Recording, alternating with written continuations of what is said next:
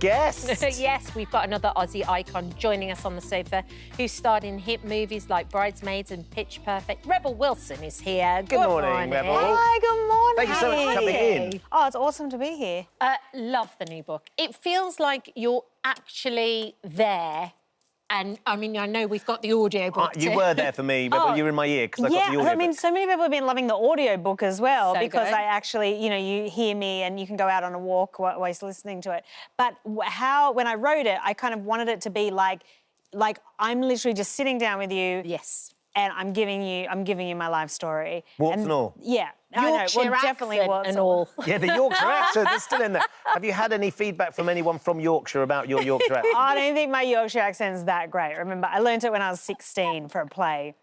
But I give it a go. It's good. Yeah. What is it? It's like, my first line in this play was, oh, here you are, you gassing in ears if you want to play instead of getting on with your work. So it's not that great.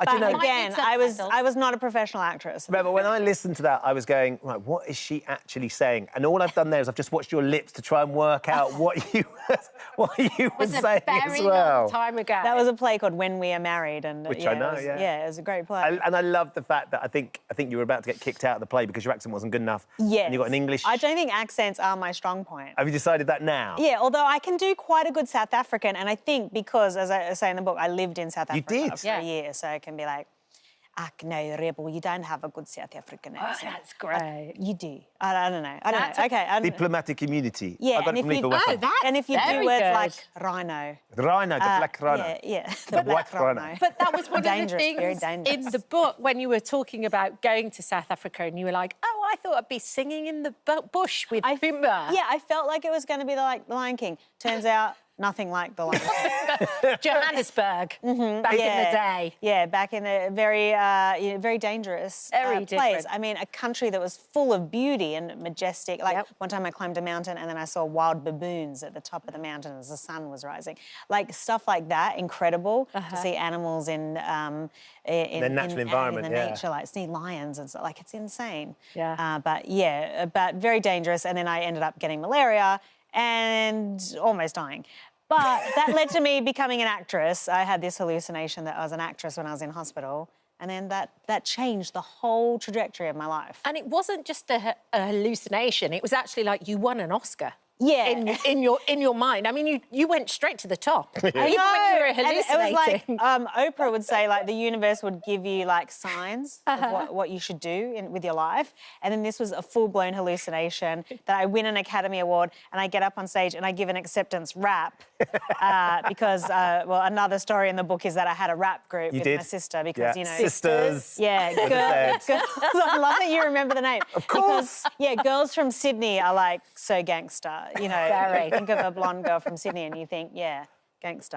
But we tried. I never got a record contract with my rap group. Still time. You know, Still time. Never say never, Rebel. Weird. I think what strikes you when you're listening to the book or reading the book is the Rebel that we know and we've got to love as a movie star who is confident and funny and sassy and willing to take on all sorts of complicated different issues was not always like that, and you were actually really quite a shy young girl. I know. Well, like, when I started life, well, first of all, I had lead poisoning from the old house when I was a baby, and that had lead in the paint that was chipping off the walls.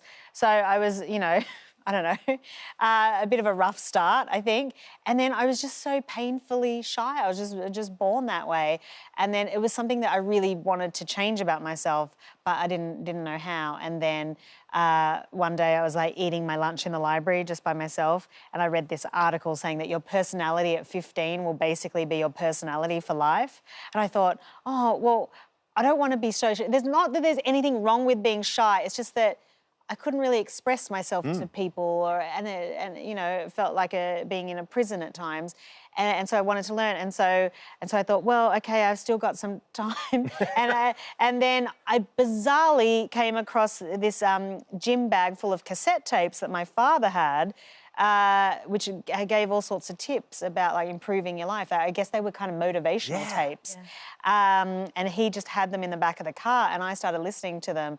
And then one of the first things, I just really wanted to overcome my shyness. And so I forced myself to do things like speak to 5 different people every day, like new people. So cool. And like, of course, at first it was really awkward and like my face would go red and everything.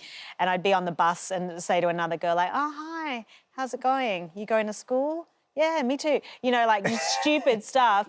But then eventually you feel like, oh, well, other people might also be feeling lonely and isolated as well. And me having a chat with them might have been the highlight of their day. And then, well, long story short, eventually, you know, I did change my personality and kind of became popular at high school and stuff. Do you think you became more you? Because, I mean, that's the interesting thing, is the Rebel we see you, or is there still a shy girl in there that sort of, that performs and goes big and goes large because she's sort of still fighting that? There is at times, like especially if I have to perform live in a theatre or something, like I still get a bit nervous about it. But I've definitely, I think, I've overcome so much from when I was, but in some little areas. Yeah, I definitely because I was a late bloomer in love.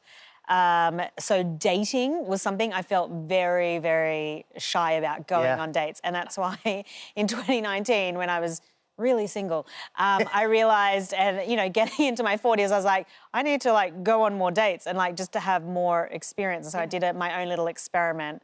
I went on, like, dated, like, 50 men in... Well, not at the same time, people. Wow. Settle down. That's a TV show there, Rebel. Yeah, it was like anyone who asked me out, I had to say yes in my little experiment. Okay. And I did, and I you know, and then I got more comfortable dating. Because there's a whole chapter in the book that's dedicated to being a late bloomer. Yeah, I know, because I did lose my virginity late compared to a lot of people. Yeah. 35? Yeah, 35 years old. The fascinating thing about that, Rebel, is that the characters you always played, that we saw you, were always so confident. They were always so sexy. They were always so sassy. Fat Amy, probably the character that I'm most popular for, is so uber confident. And in a lot of areas in my life, like, I was really confident. I just felt like, okay, I grew up in a very conservative Christian background. And I was kind of, my mum encouraged me, like, don't have kids early, like, go out into the world and have your career. And so I did that, and then I kind of struggled with self-worth issues, and then I thought, oh, well, relationships are not for me, and I never entertained it, and I had, like, this Olympic athlete level focus in order to make it in the entertainment business. And then I suddenly realised, oh, my God. And then it became an embarrassing secret, which I never told anyone until I wrote it in the book. And you told quite a few people now. Yeah, and then now everybody knows about it, so now I'm fine to talk about it. But at first I was like, oh, gosh, should I put that in? But I think what's been really great is that people have contacted me on social media and said, thank you so much for saying that, because, you know, maybe not everyone loses it when they're teenage years, and, you know. It feels like there's a lot of you taking control of lots of issues in your life in this book. Of course, there's a lot of controversy about the chapter that's all about lots of different people you met, but Sacha Baron Cohen is one of them. I think I noticed the media tends to pick up on that chapter, well, you can imagine. Which is just a small part in the book. It is a small part, but it's created quite a lot of controversy. The chapter's redacted over here as well. Yeah, I think there's about a page and a half. Black it is redacted, which, very dramatic. I mean, all I would read into that is, you know, someone who's expressed that they're litigious, and sometimes the way the defamation laws are, me being legally trained, You're a lawyer. know quite a lot about this.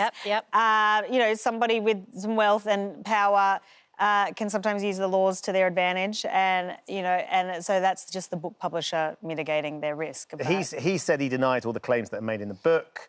Printing falsehoods is against the law in the UK and Australia. It's not a peculiarity, as you've described the fact it's redacted here in Australia. It's a legal principle that existed for many hundreds of years. It's a clear victory for Sacha Baron Cohen and confirms all we've said from the beginning, that it's demonstrably false and a shameful and failed effort to sell books. Well, OK, that's interesting, but obviously this is a story that I've told since it happened about 10 years ago. And, I mean, whatever, it's his right to say whatever he wants, and I'm not about cancelling people. I'm about sharing my story, and that happened to be the worst experience of my career. And I'm sharing it in the hopes that, you know, that kind of stuff happens less in the industry. And I've learnt definitely firsthand it is very hard to speak up against somebody in the public eye. And so I really respect people that do come out and say stuff, because I have learnt firsthand like how hard it can be. And all these moments in the book, no matter how difficult or hard they were, inform where you are now. Correct. Yeah, exactly. And I guess why I wanted to write about that experience, because it did happen 10 years ago. If I was the woman I am now, I would have left that set. I wouldn't have continued. Yes. And I felt a bit of shame about staying on that movie set. And so I guess writing it releases that shame. Yeah, and I also feel like you're so honest throughout the rest of the book. Oh, yeah, brutally honest. About yourself, about it, like it's so... I embarrass myself most of the time. Jaw-droppingly at times. I mean, it's incredible. But what's so nice is how happy you seem now as well. You Well, seem very happy. Yeah, I mean, there's a lot of things I've had to overcome in my life, but obviously the end of the story is a very happy story because I am engaged. Congratulations. Yeah, Disneyland. Thank you. Yes, I got engaged at Disneyland. It was so cliche. On Valentine's Day. Even better. Yeah, I know. Whatever makes you happy. And I struggled with fertility. I have something called PCOS, and the end of my story is I have a beautiful baby daughter, Royce, who is just... Oh, she melts my heart. Oh, there she is. And she's just started talking and she says, like, I love you. And I'm like, Lord. oh, my gosh. And she just melts my heart. Achy heart. And it was brilliant. And it was I went through 5 rounds of IVF to get her. And I just, like, honestly, it's worth every moment of that emotional roller coaster. And anyone who's dealing with fertility stuff knows what I'm talking about. Yeah. It's just brilliant how open and honest you are. Yeah, I've thoroughly enjoyed listening to you. I felt like, okay, like if I'm doing a dance routine or something, I'm going full out. And so if I'm writing a memoir, I am going full out. And I'm going to tell you everything, you know, things about the entertainment business, things about weight, sexuality, everything. So there it all is. Yeah. And then I'll probably go real private. Yeah. Now you're going to disappear somewhere for a bit. Just go and be a mum. Yeah, exactly. And have a lovely married life as well. Well, you got dates for the wedding? Is there anything? Probably it'll be next year. Next year? Okay. Yeah. And country, you're going to do it Australia, you're going to go America, you coming here? I feel like it's going to be a beach wedding, but I just don't know what beach. Yeah. There's a few beaches to choose from. Somewhere exotic. Yeah, I mean, Australia does have... Yeah, amazing.